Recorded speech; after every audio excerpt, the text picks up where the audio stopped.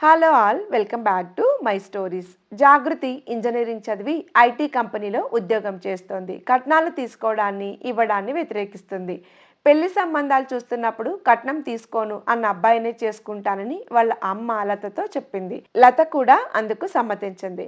సమర్థతో జరిగిన పెళ్లి చూపుల్లో సమర్థ్ కానీ వాళ్ళ అమ్మ రాధ కానీ కట్నం ప్రస్తావన తేనందుకు ఆనందపడ్డారు లతా జాగృతి. సమర్థ్కి జాగృతి నచ్చి పెళ్లి నిశ్చయం చేసుకున్నారు. పెళ్లి మాటల కోసం ఇరువైపుల బంధువులు లత ఇంట్లో కలిశారు. అందరి పరిచయాలు అయ్యాక అమ్మాయి తరపు కుటుంబం ఎలా ఉందో చూసి చెప్తారని మా వాళ్ళని కూడా రమ్మన్నాను అంది రాధ నవ్వుతూ. పెళ్లి నిశ్చయమై పెళ్లి మాటలకి కదా వచ్చాము, ఇప్పుడు ఇంకా ఏం చూసి చెప్తారు అన్నాడు మాణిక్యాలరావు. మాణిక్యాలరావుని ఆగమని సంజ్ఞ చేసింది రాధ. మీ వాళ్ళందరినీ కలవడం మాకు చాలా సంతోషంగా ఉందండి అంది లత. అందరం కలిసాం కాబట్టి పెళ్ళి ఎప్పుడు ఎక్కడ చెయ్యాలి అన్న మాటలు మాట్లాడుకోవచ్చు. మీ పద్ధతుల గురించి చెప్పండి బావగారు అని మాణిక్యాలరావుని అడిగాడు లత మరిది పార్థసారథి.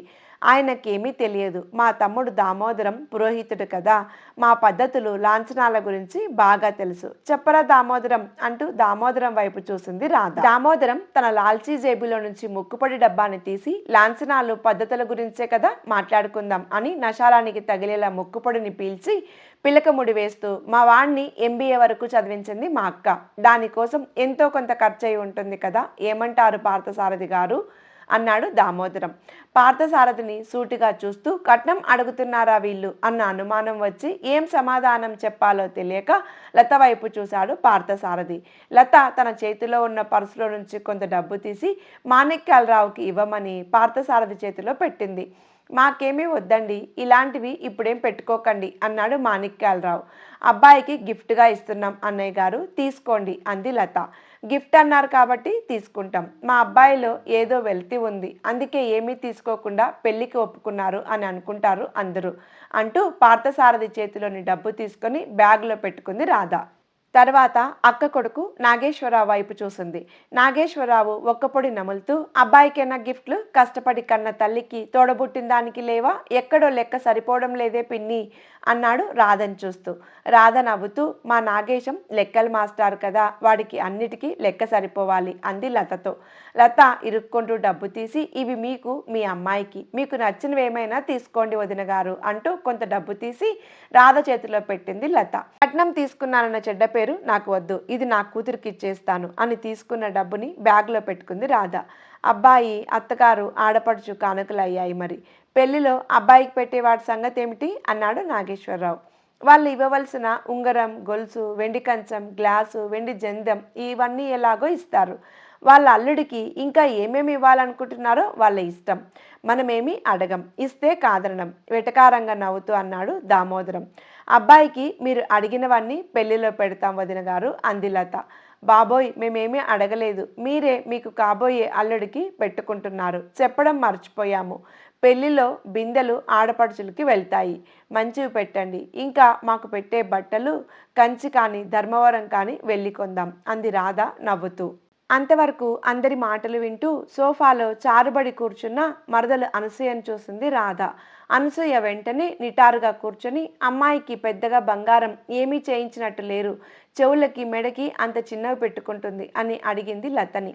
చేయించామండి, ఎప్పుడు ఇలా చిన్నవే పెట్టుకోవడానికి ఇష్టపడుతుంది మా అమ్మాయి అంది లత. అనసూయని మళ్ళీ చూసింది రాధ.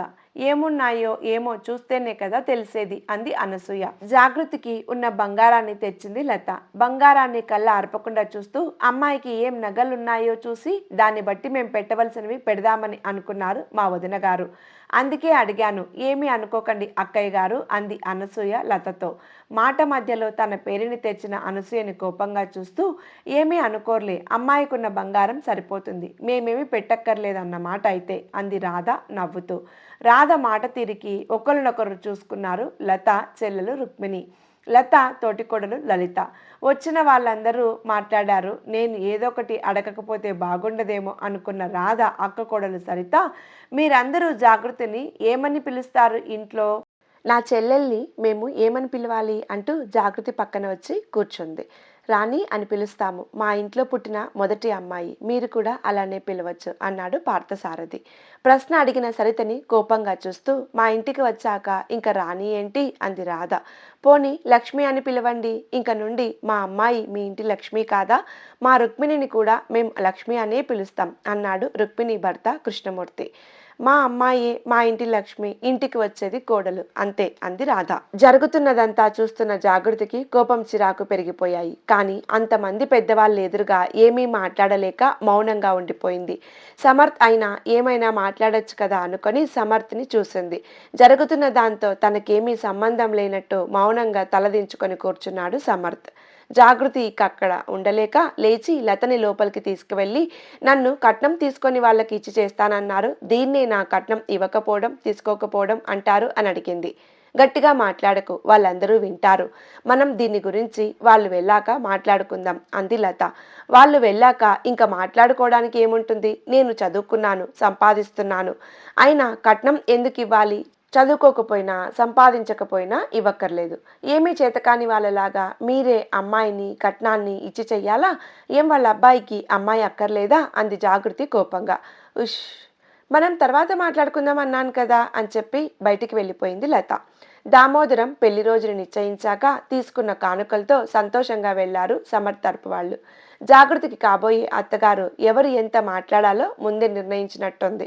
ఎవరి పాత్రలు వాళ్ళు చక్కగా పోషించారు. కొడుకుకి ఈరోజు ఏ పోర్షన్ లేదేమో, జరుగుతున్నదంతా మౌనంగా చూస్తూ కూర్చున్నాడు అన్నాడు కృష్ణమూర్తి. భర్త మాట్లాడడానికి ప్రయత్నించినా ఆవిడ మాట్లాడనివ్వలేదు అంది లలిత. రాణి అని లక్ష్మి అని పిలవటం ఇష్టం లేదు వాళ్ళకి. మన రాణి ఎలా భరిస్తుందో ఏమిటో ఆవిడని అంది రుక్మిణి బాధగా. వాళ్ళు కట్నం అడిగారని మీరు నాకు ముందే ఎందుకు చెప్పలేదు వదినా అని లతని అడిగాడు పార్థసారథి. నేను ముందే కొంత డబ్బు తెచ్చిపెట్టుకున్నాను. వాళ్ళు ఏమీ అడగకపోయినా నేను సంతోషంగా ఇచ్చి ఉండేదాన్ని అంది లత. కానుకల పేరుతో కట్నం తీసుకున్నారు. మనకి నచ్చి ఇచ్చామంటే అర్థం ఉంది. కానీ వాళ్ళు అడిగి తీసుకున్నారు. ఆ అబ్బాయిని మీరు చదివించినట్టు అయ్యింది. అమ్మ, వీళ్ళు నాకు నచ్చలేదు, నాకు ఈ పెళ్లి ఇష్టం లేదని చెప్పేయండి వాళ్ళకి అంది జాగృతి కోపంగా. ఇంతవరకు వచ్చాక పెళ్లి వద్దంటే ఎలా? పెళ్లి డేట్ కూడా ఫిక్స్ అయింది అంది లత. అమ్మ, ఆవిడ మాట తీరు ప్రవర్తన చూసారా ఎలా ఉన్నాయో? వచ్చిన చుట్టాలందరూ ఆవిడ వైపు వాళ్ళే. ఇవన్నీ చూస్తూ కూడా మీకేమీ అర్థం కాలేదా అంది జాగృతి. కొంతమంది ఆడవాళ్ళు అలా ఉంటారు. అయినా నువ్వు కలిసి ఉండాల్సింది అబ్బాయితో. అబ్బాయి మంచివాడిలాగా ఉన్నాడు, నిన్ను బాగా చూసుకుంటాడు, నన్ను నమ్ము. ఇంతవరకు వచ్చాక పెళ్లి ఆగిపోయింది అని చెడ్డ పేరు తెచ్చుకోవద్దు మనం అని జాగృతిని బతిమాలుకుంది లత. జాగృతి సమర్థ్ల పెళ్లి జరిగింది. సమర్థ్ని ఎంబీఏ చదివించడానికి అయిన ఖర్చు జాగృతి అత్తగారి నడుపై తలతల్లాడుతుంది. చూసావా అంది లలిత రుక్మిణితో. అవును, అత్తగారు ఆడపడుచు లాంఛనాలు జాగృతి ఆడపడుచు మెడలో మెరుస్తున్నాయి అంది రుక్మిణి. అత్తగారు ఆడపడుచు ఆర్భాటమే ఎక్కువ ఉంది ఈ పెళ్లిలో. పాపం పెళ్లి కొడుకుని ఎవరు పట్టించుకుంటున్నట్లు లేరు అన్నాడు కృష్ణమూర్తి. మాణిక్యాలరావు రాధకి కనపడకుండా పార్థసారథి కృష్ణమూర్తుల దగ్గరికి వచ్చి, మీరు చేస్తున్న మర్యాదలు చాలా బాగున్నాయి. మా వాళ్ళందరూ కూడా అదే అనుకుంటున్నారు. మా అందరికీ ఏమీ చేయకపోయినా మేమెవ్వరం ఏమీ అనుకోము. కానీ మా ఆవిడకి కూతురికి మాత్రం ఏమీ తగ్గకుండా చూసుకోండి అని చెప్పి వెళ్ళాడు. అది ముందే మాకు అర్థమైంది అన్నట్టు మొహాలు చూసుకున్నారు ఇద్దరు. కట్నం ఎంత తీసుకున్నావేంటి అని రాధ చుట్టం అడిగిన ప్రశ్నకు కట్నం ఏమీ లేదు, తండ్రి లేని పిల్ల కదా అని జాలిపడి కట్నం తీసుకోకుండానే పెళ్లి కొప్పుకున్నాం అంది రాధ. తన కూతురి మెడలో హారాన్ని సర్ది తన వడ్డానాన్ని కూడా సర్దుకుంటూ. జాగృతి కట్నం తీసుకొని అబ్బాయినే పెళ్లి చేసుకుందా ఏమో, మరి అది జాగృతికే తెలియాలి. ఇది ఇవాల్టి కథ. ఈ కథ మీకు నచ్చితే లైక్ చేయండి, ఛానల్ని సబ్స్క్రైబ్ చేయండి. కథను లాస్ట్ వరకు విన్నందుకు ధన్యవాదాలు. మరొక మంచి కథతో మళ్ళీ కలుద్దాం.